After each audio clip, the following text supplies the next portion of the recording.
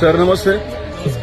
आज राजधानी सातारा या ठिकाणी 99 अखिल भारतीय मराठी साहित्य संमेलन संपन्न होतं. निश्चितपणे सातारकरांच्या दृष्टीनं अभिमानास्पद गोष्ट आहे, कारण 32 वर्षानंतर साहित्यिकांची मांदियाळी या सातारा नगरीमध्ये इथं आज उपस्थित झालेली आहे. आणि याच्यामध्ये आपण जे विविध विषयांवरती चित्ररथ आपण जे काढणार आहोत, तर सातारा एज्युकेशन सोसायटीचा अनंत इंग्लिश स्कूलचा हा चित्ररथ आहे.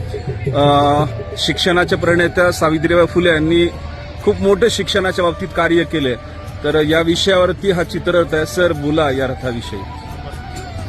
नमस्कार. सातारा एज्युकेशन सोसायटीचा अनंत इंग्लिश स्कूल सातारा या शाळेचा आज चित्ररथ या ठिकाणी आहे. सामाजिक सुधारणा व स्त्री शिक्षण या विषयावर आम्ही चित्ररथ बनवलेला आहे. या चित्ररथामध्ये राष्ट्रपिता महात्मा ज्योतिराव फुले, त्याचबरोबर क्रांतीज्योती सावित्रीबाई फुले यांनी स्त्री शिक्षणाची ज्योत पेटवली आणि मुलींची पहिली शाळा ही सुरू केली. आणि योगायोगाने आज 1 जानेवारी 2026 आहे आणि आजचा दिवस आहे 1 जानेवारी.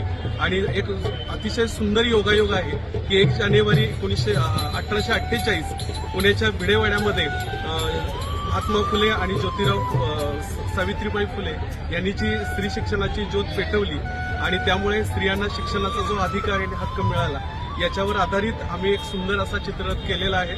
खरं तर हा चित्ररथ ह्या 99व्या साहित्य संमेलनाचा एक अभिमान बिंदू ठरावा अशा प्रकारचा एक चित्ररथ आम्ही करण्याचा निश्चितपणे प्रयत्न केलेला आहे.